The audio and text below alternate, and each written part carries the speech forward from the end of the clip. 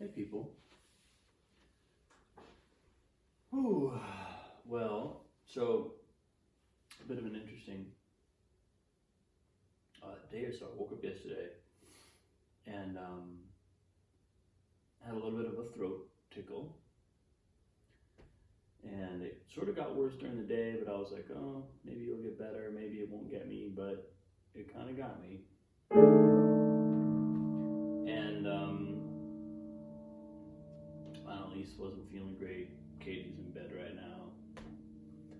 And so what showed up for me this morning in meditation was really interesting, because I've been pretty healthy, and I think even the sort of COVID era in some ways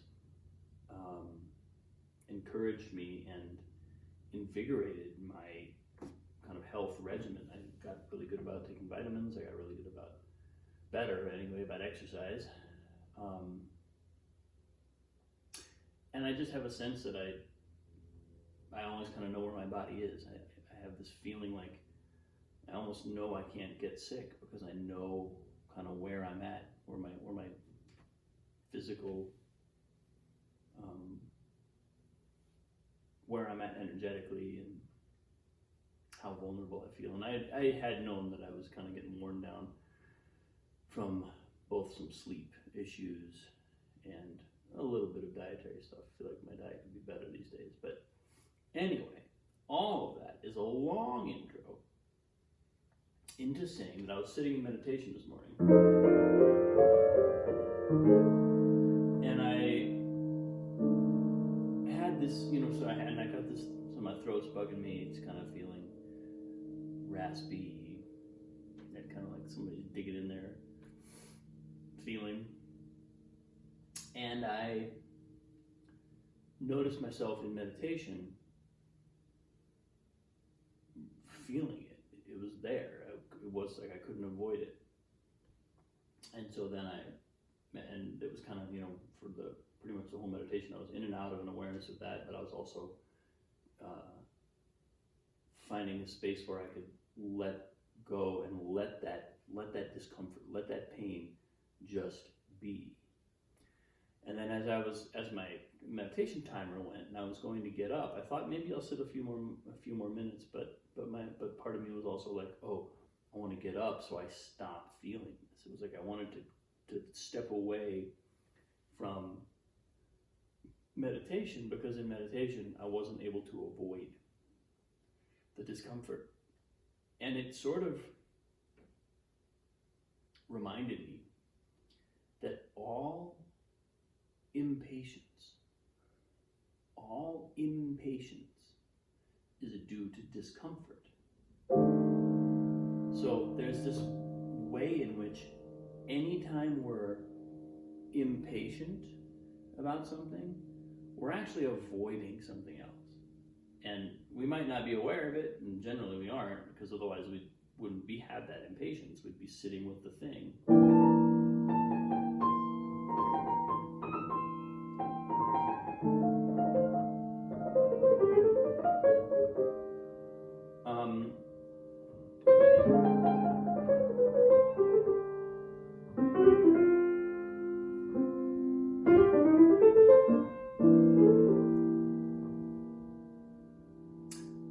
And so what kind of flagged for me or flashed for me was, both, so my decision was, well, okay, I think I'm just going to sit here a little while longer, because there are all these, I know that holding awareness of the part of my body that's ill is the way to healing. I mean, that's my philosophy. It's just been my experience over and over and over again, that I come down with some kind of ailment, and then the ailment is almost like calling for my awareness to go there. So in my case, often it starts in my throat. Usually, actually, if I get sick, it starts in my throat, and it's like it's drawing my awareness there. And the interesting thing is that after the illness passes, I maintain some of that greater awareness of the area. So it's almost like illness is part of my evolution. Illness is inviting my consciousness into a new part of my body, or not a new part, but a part of my body that I don't have a perfect connection with all the time. And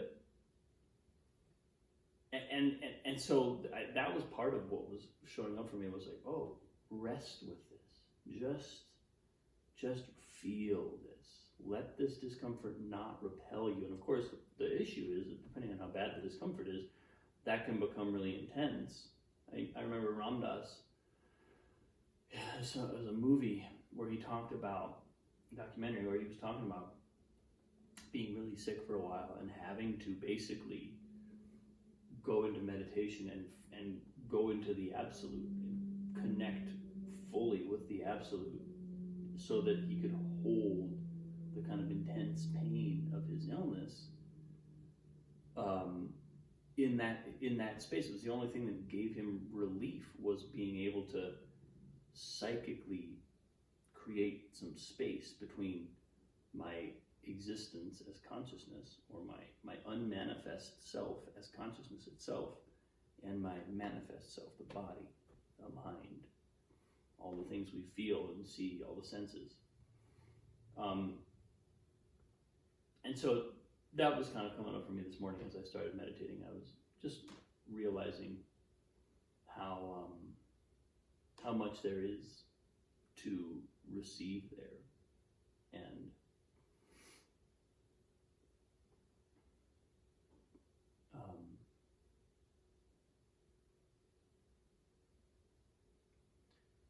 and remembering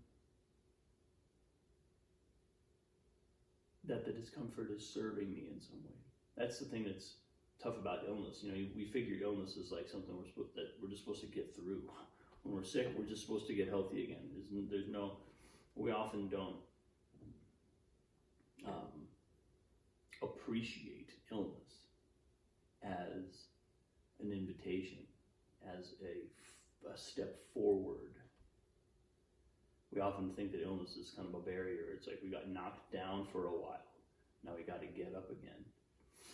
Whereas from the inside and on an energetic level, illness is inviting us into a greater awareness. It's actually evolving us on the deepest level. It's not just a physical slap on the wrist for doing something wrong. It's actually a gift.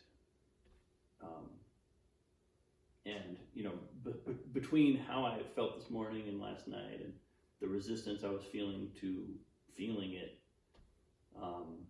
and then some of these insights that were coming up, this is just what's been coming to me over the last few hours, is to remember to be grateful. Remember to be great. If I can sit here and be grateful for this pain in my throat,